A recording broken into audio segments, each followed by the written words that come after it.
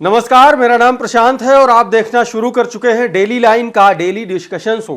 और आज का शो जो है, आज का जो टॉपिक है वो बहुत इंपॉर्टेंट है, इलेक्टोरली बहुत इंपॉर्टेंट है, तमाम राजनीतिक दलों के लिए भी बहुत इंपॉर्टेंट है, क्योंकि ये मुद्दा चुनाव दर चुनाव चला आ रहा है। मैं बात कर रहा हूँ ओल्ड पेंशन स्कीम की। ओल्ड पेंशन स्कीम के लिए जिस तरीके से मारामारी मची हुई है और जिस तरीके से इसको आने वाले लोकसभा चुनाव में भुनाने की कोशिश की जा रही है, ये बहुत बड़ा मुद्दा हो सकता है। और इसको लेकर के कांग्रेस पीछे हटने वाली नहीं है, क्योंकि जितने भी राज्य हैं जहां पर कांग्रेस की सरकारें हैं वहां पर लगभग हर जगह ये ओल्ड पेंशन स्कीम लागू है। अब ये विवाद क्यों है? विवाद है न्यू पेंशन स्कीम को लेकर के। जो नई पेंशन स्कीम है उसको लेकर के तमाम सारे उसमें तकनीकी दांव पेच है, सब कुछ समझेंगे, इसका राजनीतिक पहलू भी समझने की कोशिश करेंगे। और इन सब मुद्दों पर बातचीत करने के लिए हमारे सहयोगी, हमारे साथी अभिषेक पांडे जी मौजूद हैं हमारे साथ। अभिषेक भाई, बहुत बहुत स्वागत है। Thank you. Old pension scheme, क्या ये चुनाव का एक ऐसा मुद्दा हो चला है जिससे कांग्रेस को ये लग रहा है कि अब सिर्फ यही एकमात्र ऐसा इतना बड़ा मुद्दा है जिससे बीजेपी को टक्कर दी जा सकती है? क्या देखिए, कई सारे मुद्दे हैं और उसमें मुझे लगता है कि एक बहुत बड़ा मुद्दा है, क्योंकि देश भर में जो एक आंकड़े हैं तकरीबन 2.25 करोड़ कर्मचारी हैं राज्य और केंद्र सरकार के मिला के। और इसमें से भी बहुत सारे लोग जो अपनी 60 साल की सेवा पूरी करके रिटायर हो जाते हैं, कहीं 62 साल है, कहीं 60 साल है, कहीं 58 साल है, लेकिन एवरेज मान के चले तो एक बहुत बड़ी संख्या है। सोचिए कि तकरीबन 70 लाख के करीब पेंशनर्स हैं। एक पेंशनर के मतलब उसके घर में 5 लोग रहते हैं। 5 लोग, ये 70 लाख लोग नहीं, ये परिवार है। आप सोचिए इतनी बड़ी संख्या है। और पुरानी पेंशन योजना जो थी उसमें बहुत सारे फायदे थे, कर्मचारियों की सीधे हित उससे जुड़े होते थे, लोगों को सीधा फायदा मिलता था। अभी जो नेशनल पेंशन स्कीम है जिसमें बताया जा रहा है कि मार्केट आधारित है, बाजार आधारित है, तो बाजार अगर ऊपर जाता है तो आपको अचानक से बहुत फायदा ही मिलता है, लेकिन बाजार डूबता भी है, तो डूबेगा तो आपका पैसा भी डूबेगा। तो अपने आप को ज्यादा सुरक्षित लोग पुरानी पेंशन योजना में महसूस करते हैं। उसमें होता क्या था कि भाई आप रिटायर हुए, आपका आखिरी जो वेतन है, मूल वेतन, आखिरी जो वेतन है उसका 50% आपको आपकी पेंशन आजीवन मिलती थी जब तक आप जिंदा रहते थे। आपके नहीं रहने पे वो पारिवारिक पेंशन में कन्वर्ट हो जाती थी, आपकी पत्नी को मिलती। तो लोग सुरक्षित अपने आप को मानते थे कि नौकरी किए उसके बाद हम सुरक्षित हो गए, हमको पेंशन मिल रही। लेकिन न्यू पेंशन में क्या है कि वो माना जा रहा है कि जो चीज बाजार आधारित है वो उतना सुरक्षित नहीं है। और इसीलिए पुराने पेंशन को लेकर के कर्मचारियों में एक विशेष मांग है। 2004 से लागू है, 1 अप्रैल 2004 से।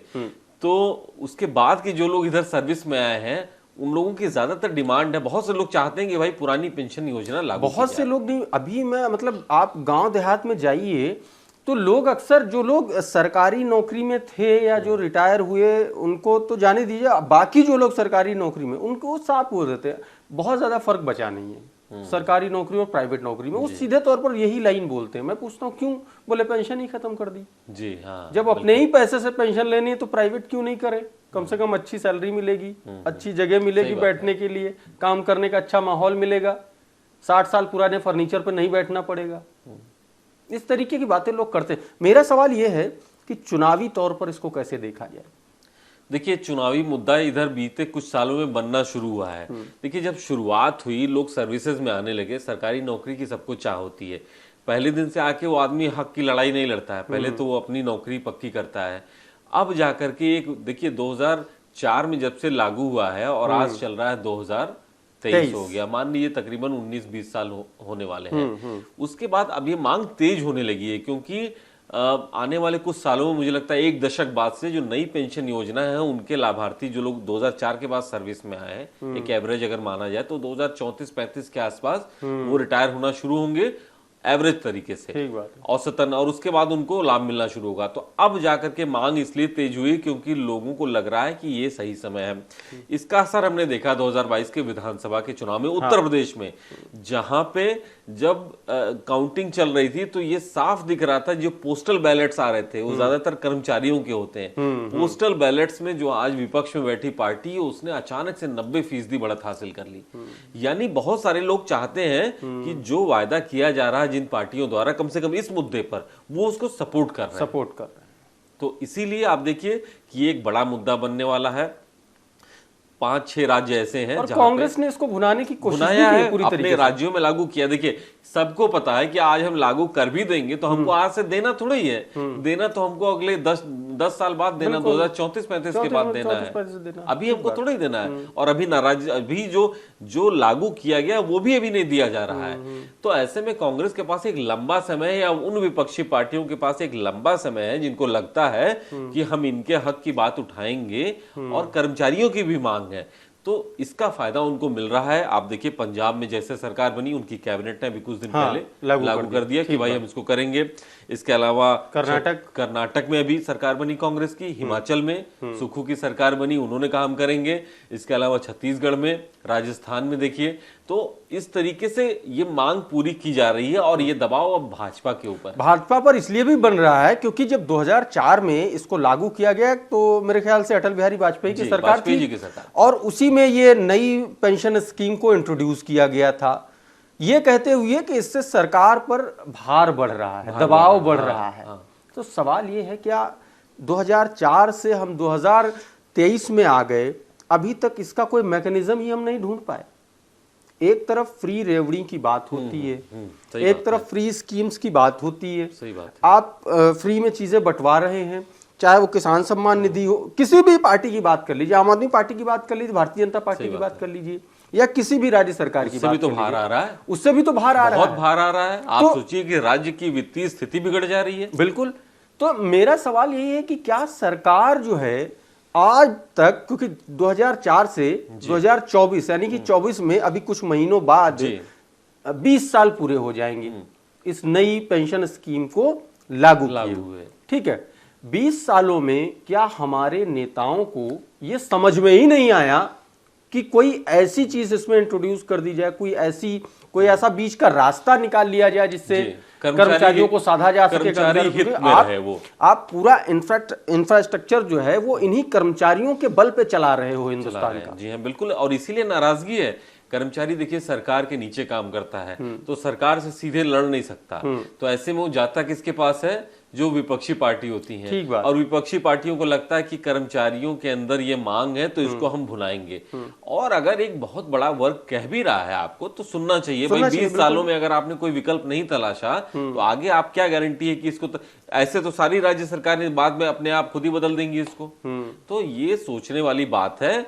और सरकारी कर्मचारियों को लगता है कि भाई हम 60 साल तक अगर अपनी उम्र तक सेवा करते हैं तो हमको हमारी सुरक्षा की गारंटी मिलनी चाहिए। तो ये एक बहुत बड़ा विषय बनता हुआ दिखाई दे रहा है। और आने वाले चुनाव में हम कुछ दिन पहले कुछ लोगों के साथ बैठे हुए थे, सरकारी नौकरी में ही हैं, तो उन्होंने बड़ा मतलब वाजिब सवाल किया। बोले कि तमाम सारी राज्य सरकारें, इवन केंद्र में भी जो सांसद हैं, उनके भत्ते बढ़ रहे हैं, उनकी सैलरीज बढ़ रही हैं, राज्यों में बढ़ रही हैं, विधायकों की दिल्ली में, केंद्र में बढ़ रही हैं सैलरीज। अभी दिल्ली विधानसभा में आम आदमी पार्टी ने अपने विधायकों की सैलरी बढ़ाई, बंगाल में ममता बनर्जी ने अपने विधायकों की सैलरी बढ़ा दी, भत्ते बढ़ाए जा रहे हैं, विधायकों की सैलरी बढ़ाई जा रही है, सांसद निधि बढ़ाई जा रही है, लेकिन कर्मचारियों पर कोई ध्यान देने वाला नहीं। राजधानी उत्तर प्रदेश की राजधानी लखनऊ में भर्तियों को लेकर के प्रदर्शन हो रहे हैं, लाठियां भांजी जा रही हैं। 1 महीने से इको गार्डन में लोग पड़े हुए हैं जी। अभी शिक्षकों का धरना देखिए, पैसा किसी को ज्यादा देने में मुझे नहीं लगता कि बहुत तकलीफ होनी चाहिए अगर आप उनसे काम ले रहे हैं, अनटिल अनलेस कि वो वर्थफुल हो। आप ये देखिए, सबसे अच्छा उदाहरण मैं ये दिखाऊंगा कि सेना में अभी अग्निवीरों को लाया गया, ये योजना इसीलिए लाई गई। उनका कहना था कि हमारे ऊपर वित्तीय भार है, एवरेज एज सेना की बढ़ रही है, तो उन्होंने क्या किया, एक तरीके से कॉन्ट्रैक्चुअल सर्विस 4 साल के लिए ले आए। इससे कर्मचारियों में, ठीक है, भारत जैसे वेलफेयर स्टेट में जहां 140 करोड़ की आबादी है, जहां पे रोजगार की समस्या है, एक हटेगा तो दूसरा तैयार है, आदमियों की कमी नहीं काम करने वाले।